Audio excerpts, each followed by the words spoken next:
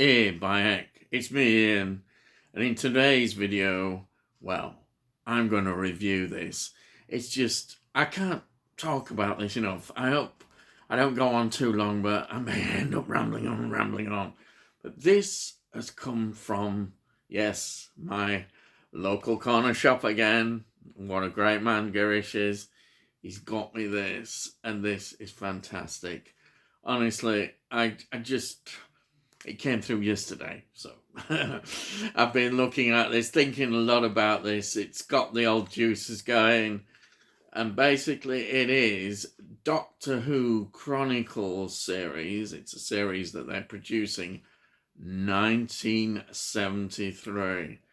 Those very, very words 1973. Those it just it just brings back so many memories, personal memories. It was the year I became a teenager. Yes, I became a teenager in 1973. And for Doctor Who, now if you talk about golden ages of programs go through golden ages at various times, and anything, this was the first real golden age of Doctor Who 1973, because it was the 10th anniversary. Yes, the 10th anniversary. John Pertwee as the third Doctor was just fantastic, totally established. And the concept, since the Doctor had regenerated in 1970, as it happens, into colour, yes, he was now being transmitted in colour, not black and white. The Doctor had been exiled on Earth by the Time Lords, and therefore the show changed its approach to some extent. It developed like a family of characters together, and we had unit firmly established. Though it had been established in the second Doctor's era, the third Doctor's era, unit truly became a major part of the programme, and the Brigadier, Sergeant Benton, Captain Yates, they all became bigger characters surrounding the Doctor, as well as we had the companions. And in 1973, Jo was the companion, and she was leaving. Oh, yes, it was the year that she actually left as well. Yes, and we'd go into Sarah Jane for a year before more probably being associated with the fourth Doctor. But yes, the third Doctor and Sarah Jane is an interesting story. Time to look at another period in time. But 1973 is the year we can look at the third Doctor. And also, it's interesting, there's so much I could talk about the third Doctor, but I better not talk too much. But let's say, all I would say is Doctor Who here, in terms of ratings, is going up. And the 10th anniversary produces that moment in history, that great classic moment that Doctor Who has continued. And that was the three Doctors, when the three Doctors came together. Now, strictly speaking, there wasn't much of the first Doctor, as unfortunately William Hartnell was very ill, and the filming was very limited. But well, they still managed to produce something that is quite extraordinary and magical. And well, it's just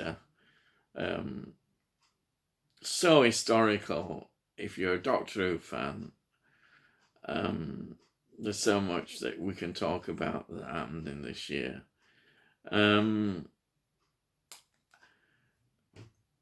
Where can I begin? I think what we'll do is I'll go through this book, I just want to just mention, as I go through this, just quickly, this is actually the year of that. They've actually, fortunately, I've got this. There's only been 2 John Pertwee seasons released, and this 10th season, the 10th anniversary. I'm just going to list the episodes of this year.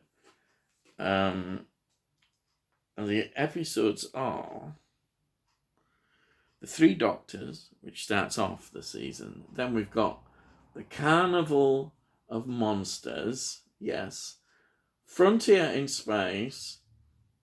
Planet of the Daleks, which is again a story we could talk a lot about. Well, and Carnival of Monsters. Well, all of them really I could start going into. And finally, The Green Death. Ah, yes. Where are all you people going on about the woke business and Doctor Who not being like it used to be? Well, if ever there was a woke social warrior and all that kind of stuff that people go moaning on, well, the Green Death is way ahead. The Third Doctor was not an establishment figure. He was very outspoken, and it's reflected in the scripts. But anyhow, that's just me digressing.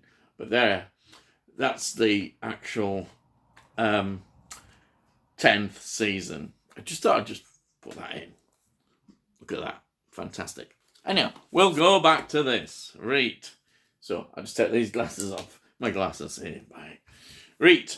Now, what shall I say? Actually, I'll just read you. This is 1973. Let me just read you this opening paragraph, which reflects what the year was like. A glance at the internet paints a fairly grim picture of 1973. The energy crisis, widespread strike action, and the introduction of VAT were just 3 of the ways that political turmoil impinged on everyday life. Doesn't some of that sound a bit familiar? Yes, the year began with a stock market crash and ended, yes, with the imposition of the notorious 3-day week. Yes, that is a background to it. There was just massive social unrest. And then, at times when the way television was, and people wanted to escape from all this kind of things going on, television was in a golden era in itself. The BBC was producing absolute classic series. In terms of music, we were in a golden era. I mean, we had brilliant artists like David Bowie, 1973, Aladdin Sane, one of my favourite albums, I had to get that in. We had Pink Floyd with Dark Side of the Moon dominating everything with the sale of that album. Albums were an art form. Albums were fantastic. Music, classic rock music, singer-songwriters, soul music, the beginnings of heavy metal starting to form, alternative kind of music just beginning. Oh, it was all there. Everything was there.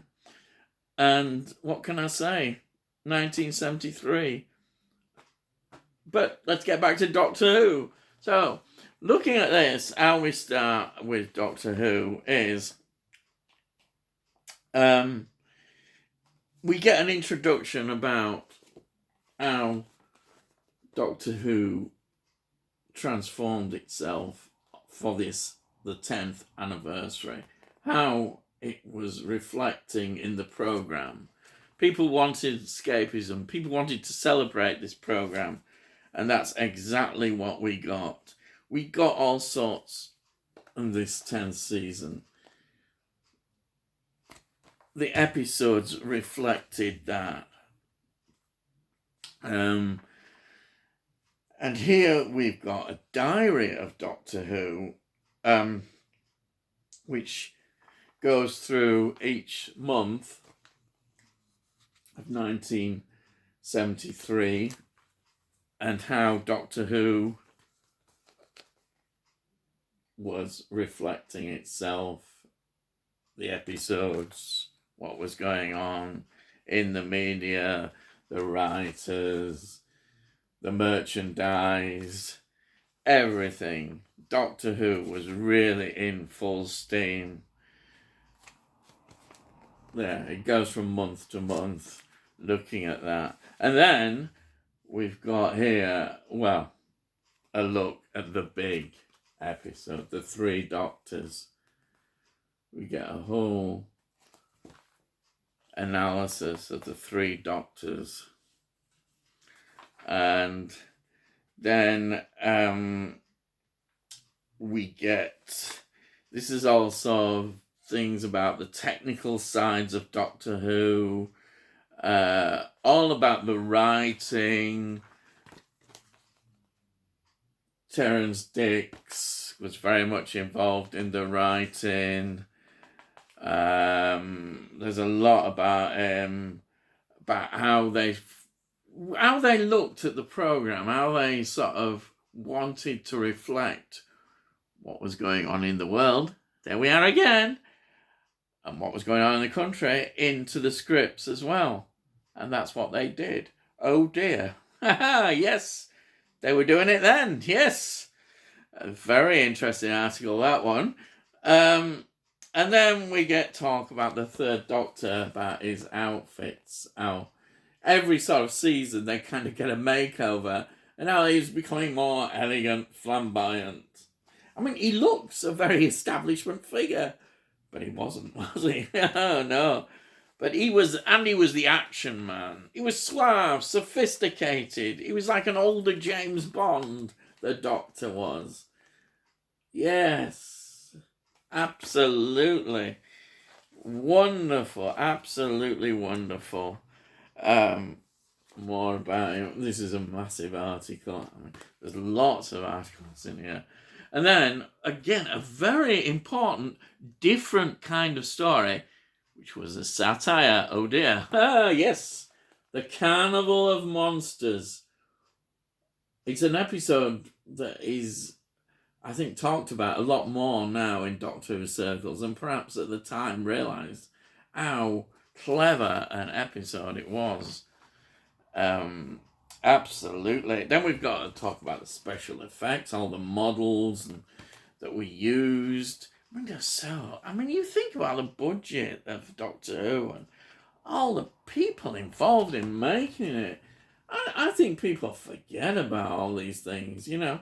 It didn't have the money of, like, these big, you know, like American productions, dare I say, Star Trek and stuff like that. And even they, of course, had limited money, but Doctor Who in comparison, oh yeah. Now, this is a very good article. This was from a comic called TV Action, and it describes the comic strips of 1973, which were all, of course, the Third Doctor. I'd love to look at some of these. Yeah. Oh, it makes me want all these kind of merchandise. It's terrible, isn't it? Oh, yes. Look, there's just loads about this TV Action. I'll be looking up now. Oh, yeah. All these. I wish they would gather them all together. Maybe they have done. I don't know, but I missed it. All these great comic strips, you know, of the eras like this. In the TV Action and TV Comic, apparently.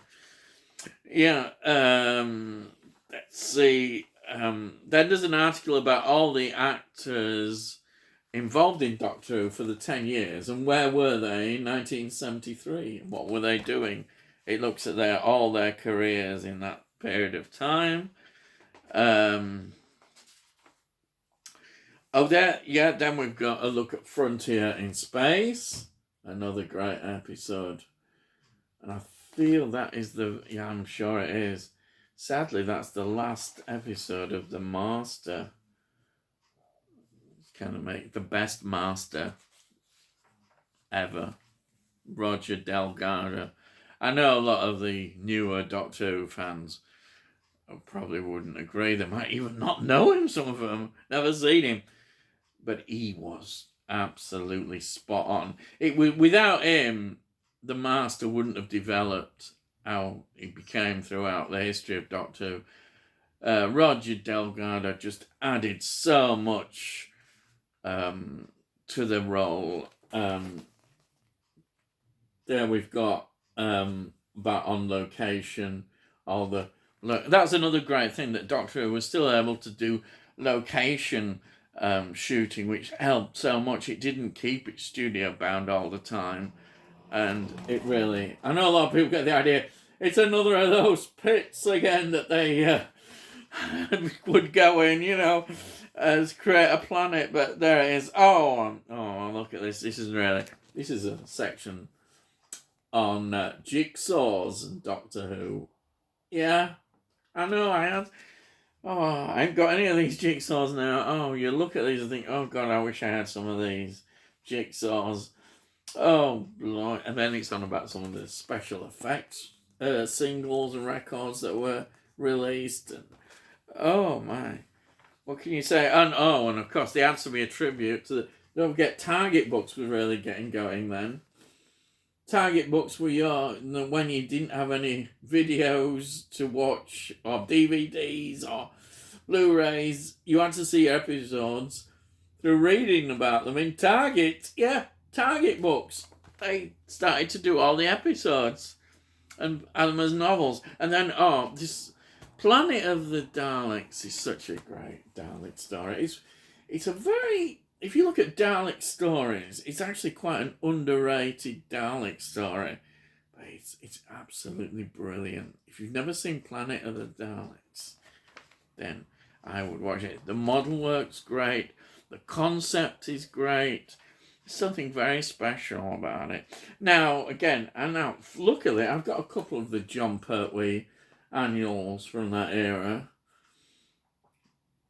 Yeah, look at that. All those wonderful John Pertwee annuals. The Doctor Who annual is still going. Every year, an annual is being produced when the programme has been on. Oh, so brilliant. Then there's a look here at the Radio Times coverage of Doctor Who. You see the three Doctors. That's actually quite valuable, that one with the three Doctors on the front cover. Amazing, absolutely amazing. More about it again. This is how big Doctor Who was becoming, and you consider it in the climate they were in. Doctor Who was a fantastic story. And then, oh man, look at this. The Green Death. Yes, we've got another look at the Green Death and its importance in Doctor Who history. A green story, yes.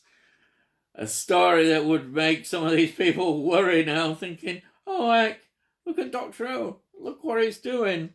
He shouldn't be preaching like that. But the Green Death was such a clever story. Also very scary. I remember my son, when he first saw Doctor Who, he was absolutely terrified of the giant green maggots. Oh, yes. Oh, you absolutely love Doctor Who. This is what Doctor Who's all about. And they're just simple, the way they've done these giant green maggots. And fantastic. Then there's a look, because the Green Death is also the story that Jo leaves. It's always sad when a companion leaves, and the relationship between the Doctor and Jo had been so warm, so wonderful. It was very sad when she left. There is talking about Jo. And of course, she's been a wonderful...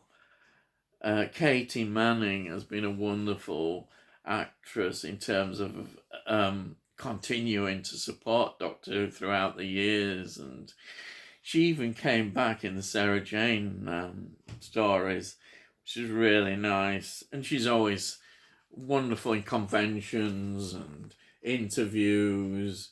She's always supported Doctor Who. It's so wonderful. Absolutely wonderful. What else can I say? And then there's a thing about, I've never heard of this Moonbase 3, which people like Barry Letts were involved. Unfortunately, it didn't seem to take off, but it sounds a very interesting idea. And again, they were open to all these ideas. It's probably a lost series that we never knew much about, but anyhow, it's mentioned here. And then here, it looks again at some of the 10th anniversary photos. Look at this one here. You see this? That was a particular popular one supporting it. The whole series. All sorts of things about all this publicity for the 10th stories. And there's more about making your own Daleks, which people came out with. I mean, it's just creativity of people. Oh yeah, just amazing what fans and people will do. It's just amazing. And of course, in this year, the new assistant was announced, which was, of course, Sarah Jane was going to be the new assistant. So we get to talk about that as well. Oh yeah, and sad look, there's about Roger Delgado there. It's tragically taken from the programme. So tragically. It really is so sad what happened to him. Really is. And then we're going on about more about the Doctor with his cape, Campy Who. Oh yeah, oh it's wonderful. Then it's on about television history. I'm always interested in history. The trouble is people don't seem to care enough about history, and you should look at history in the context of what's going on, and in cultural terms. This is looking about what was going on also in television at the time. You know, it's amazing how many people now recognise that there's so many golden age programmes going on at the time being produced. Oh, look at this. Yeah, look, Mrs. Slocum, even from Are You Being Served. You had all these programmes like Are You Being Served, Dad's Army. Oh, man, yeah. Just, the Likely Lads. Yeah, who remembers the Likely Lads? Just amazing. Oh, Frank Spencer. He's there. Oh, there. It's all pure nostalgia, I know, but you remember some of these great programs. Look at Looking, what a great magazine that was.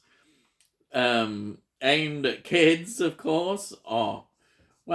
Kids. That sounds insulting, doesn't it? It was aimed at people who just wanted to see more about what they were watching. And that's got The Tomorrow People, which was a great classic children's TV show. Very innovative and very imaginative as well. All these programs out. Oh, look here. Night Gallery. Remember Night Gallery? It was like a follow-up in a way from the Serling's Twilight Zone. I remember watching all those episodes. See, all these things like Appointment with Fear were going on as well. I was watching all these Hammer films, all the horror stuff, all the sci-fi stuff, the great comedy things, everything. In 1973, you would point to that year.